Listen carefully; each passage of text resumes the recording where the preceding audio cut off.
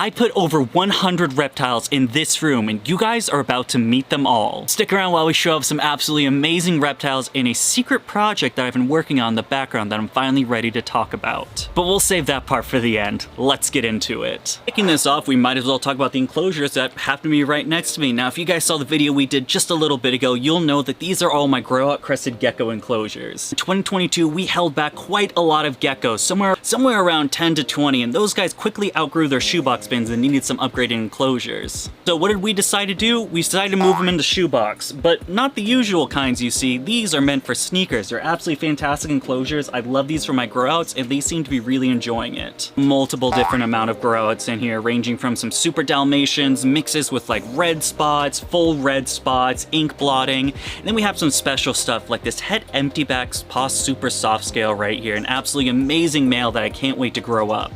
Boop, boop, boop, boop, boop, boop, boop. I climb and climb and climb and climb and climb. But that's not the only gecko in here. We also have a trio of Growout Chinese cave geckos, an absolutely fantastic species that I've really come to admire.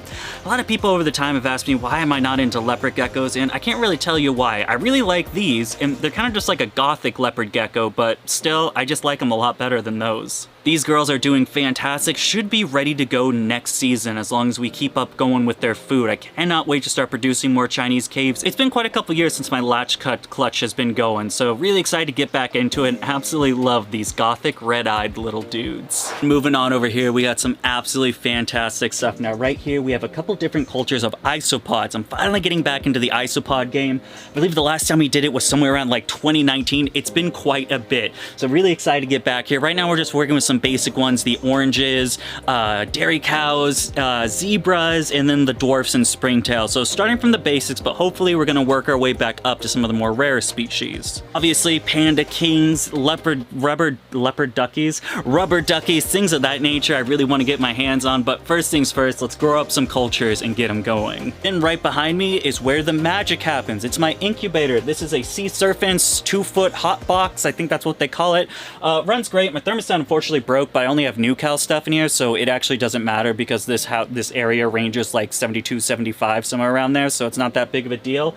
Going great. The fan works really well. So far, I've had pretty much 100% hatch rate. I think 2 haven't made it so far, but that's about it. Great incubator. And then a little bit further down, we have everyone's least favorite animal that I've gotten to and started making videos about, and that's going to be my small tarantula collection.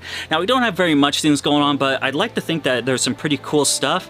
We right now are working with Ephibophus marinus. We got both P. regalis and Vittata, which are absolutely awesome. Fortunately, the Vittata are just slings. The regalis is a little bit more of a sub-adult, so I think it's a really cool spider, absolutely white with some yellow markings and then like metallic blue toes. I mean, who would not love a spider like that? Of course, it's not a real tarantula collection unless you got the big one. That's right, of course, we were working with T. sturmey. We kind of have a bit of a love and hate relationship going on right now. That's gonna be more of, I love this spider and it absolutely hates my guts. Tries to kick its hairs at me whenever it gets the chance. It charged at me, I think, once, but usually it likes to kick and then try to run away. That's its main mode of defense. Definitely something I don't want to get the hairs on me, so I always wear gloves when I work with this thing. She's gotten a lot more calm as we've worked with her more and more, but definitely not a spider I'm inclined to handle anytime soon. Fortunately, that's about all the Latin I remember, so the other ones we have right now are a GBB, which was actually my first tarantula I've ever bought, and very excited. I got her as a little sling. She's growing up fantastic. Finally getting those beautiful colorations, those oranges and blues that go with the GBB. I cannot wait to see her as an adult. We did get a curly hair just because it was like $10 and it was a handleable curly hair, so why would I not get that?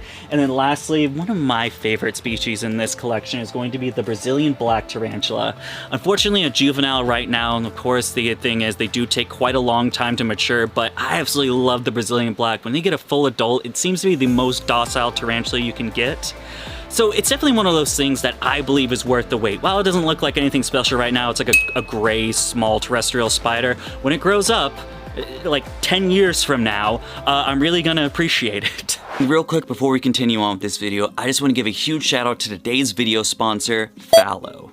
There's one thing I love more than taking care of the captive animals that I have over here at Dakota Blue Exotics. It is helping out the wild and natural native wildlife. However, with how much charity fraud there is out in the world right now, it can be very difficult trying to figure out which ones are right and which ones are just going to end up stealing your money. That is why I absolutely love Fallow. Now, what is Fallow? Fallow is a company that is partnered with animal conservationists that also sell bracelets. However, it's not the bracelet that's the really cool thing that's helping with conservation, it's what comes with it.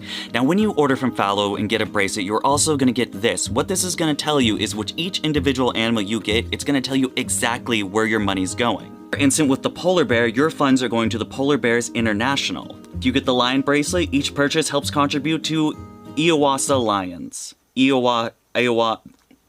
You guys get the point. I think that's enough. You get to help out wildlife and you get a cool bracelet. Nope, it's one step further. See, on each card as well, you also get a QR code. Scanning that QR code actually gets you to show and tracking a specific animal that is being helped through these sites. For instance, with the polar bear bracelet I have also Cloud the polar bear and can actually track that animal. Or I also have Namat.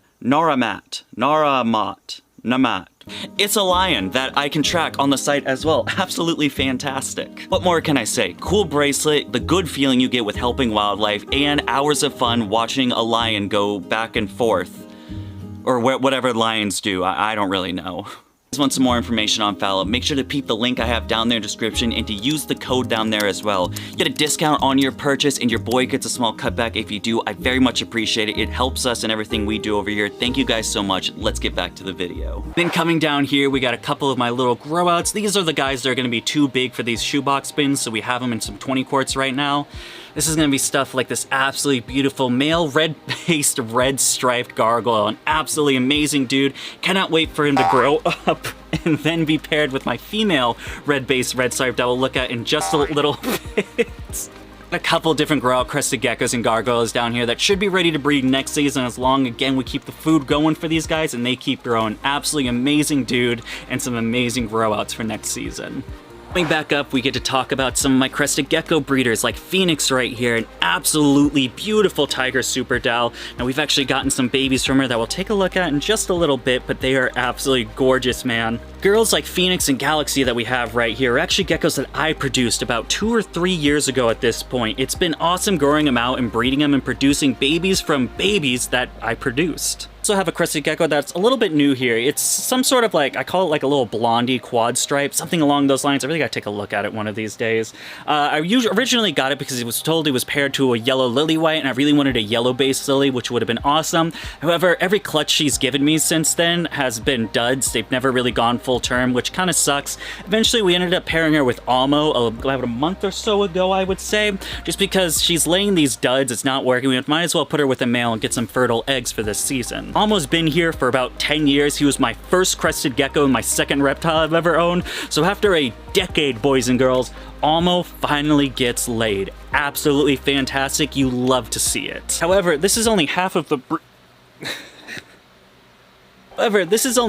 breeders that we have. We got the other ones on the other side, so let's say we go over there right now. Before we go around that corner, of course, we gotta talk about this piece, a little hallway area. Now, I absolutely love how this thing came out.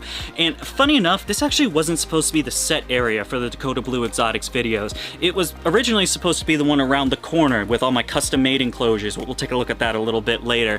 However, I just loved how this came out, just walking and seeing these nice exoteras. And we have all of my babies on this side that I was just kind of like, you know what? I'm gonna make this a set. Screw all those custom-made enclosures. Let's just never have them on videos. It's like, I don't know, maybe $3,000 of the big custom enclosures, but I'm like, nah. Shoebox bins and exoteras. That's what I want to have behind me. Then over here, we have more New Caledonian geckos. I promise you, it's not all new cows. Don't worry, we'll get to other cool stuff. Right here is my Lychee that we just got a couple months ago. We got a almost ready to breed pair that will be ready next season. I'm absolutely stoked to start producing Lychee next year. You guys might be asking yourself, Dakota, why are you wearing gloves to hold a Lychee? I mean, is the bite really that bad? It's not really the bite that I'm afraid of. Actually, this girl really isn't that bad. It's the male, it's a little bit of a, you know. The last time I took her out, she took an absolutely massive Lychee dump on me, and that's just something I don't want on my hands. We still have a lot of reptiles to look at and film, and I just don't want to do that with Lychee poop on me. However, no matter how many times this girl dumps on me, she is absolutely gorgeous. I mean, just look at her. Let's do a little... Boom, look at that. Absolutely fantastic. Beautiful pink, white, I don't know what color you'd call that, polka dot pattern. Absolutely love it, man. Man, Lychee babies next year, it's probably the thing I'm most excited about next year, is finally producing some baby Leachianas of my very own. Go on. You wanted to get off. Go back. There you go. That's a good girl.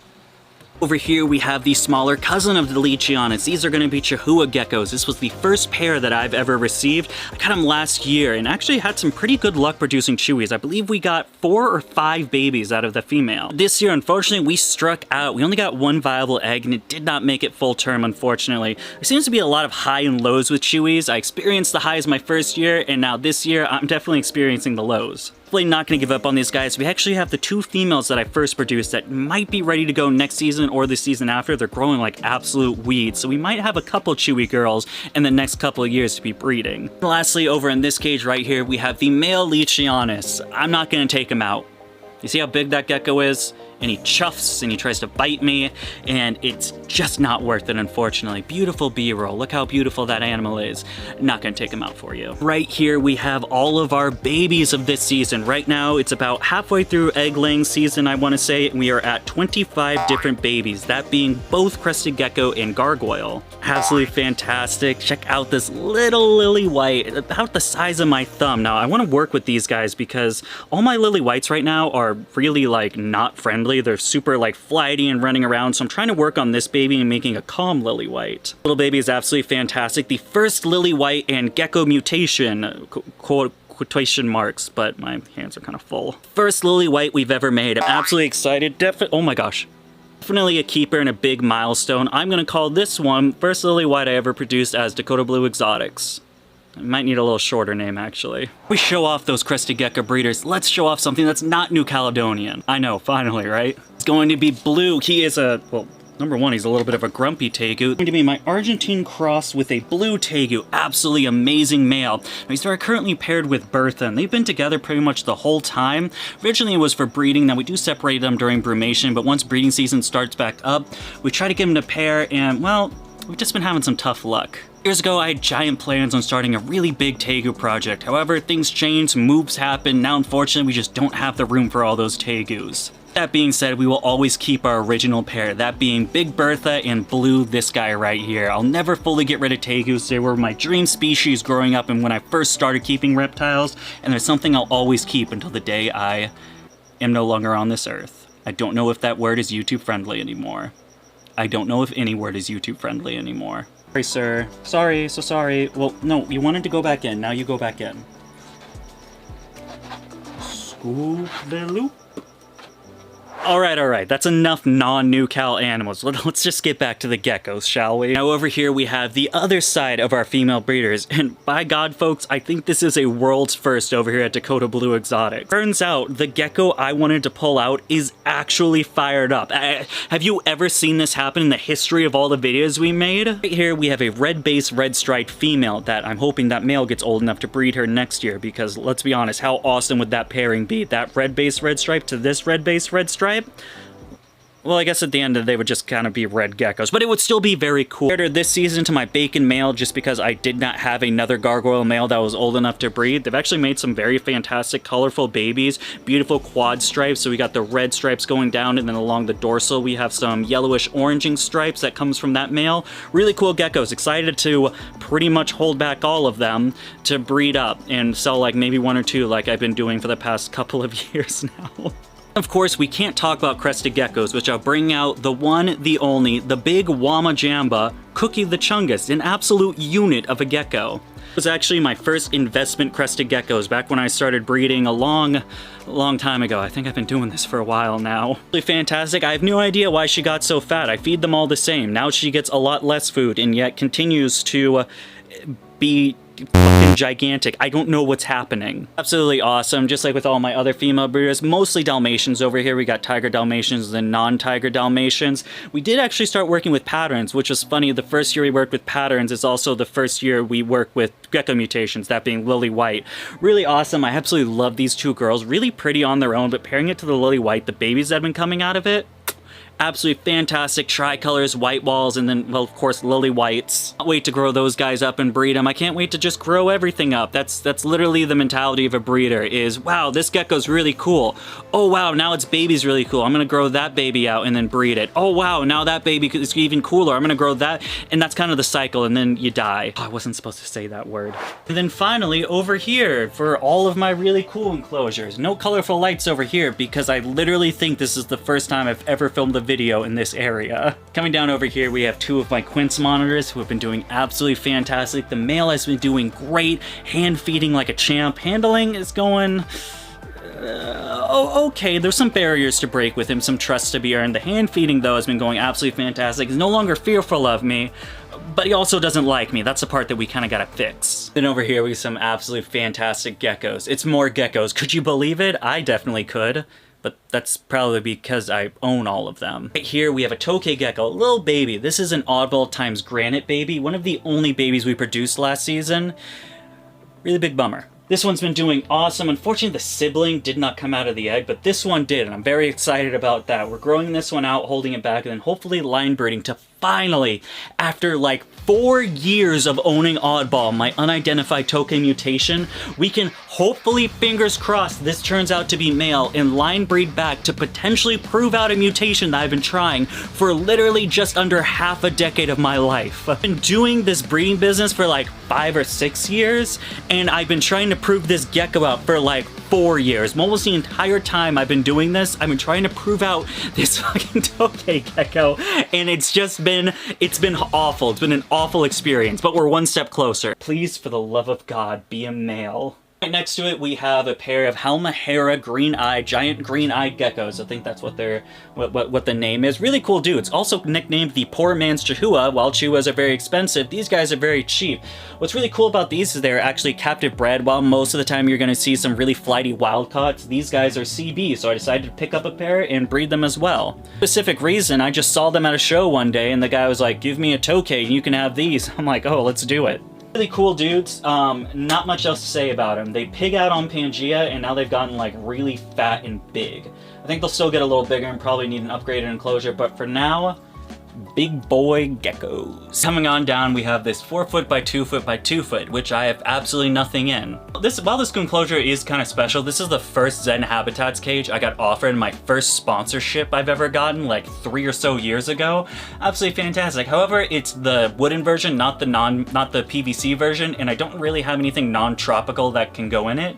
So it's kind of just here now. I think eventually it's gonna be broken down for maybe a later date, or maybe, I don't really know, but it won't be here very much longer. We actually have some new stuff coming very soon. Wait till the end of the video. Down here we have my absolutely amazing red tail boa, or common boa for your red tail experts. This girl was the 3rd reptile I've ever had. She's just under a decade old. It is absolutely weird to say that like animals that used to like fit as little babies in the size of my hand are now getting up into the double digits of age.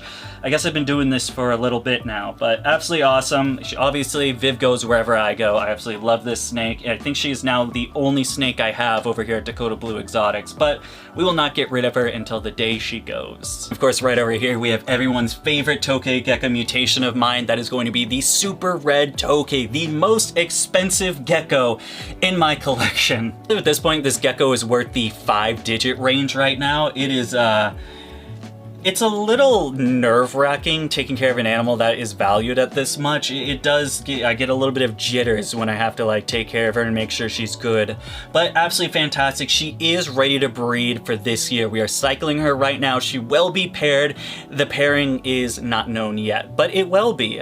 Hopefully I finally come to a conclusion on what I want to pair her with. The fact remains, we will have super red Toke babies for 2023. I am so excited, man.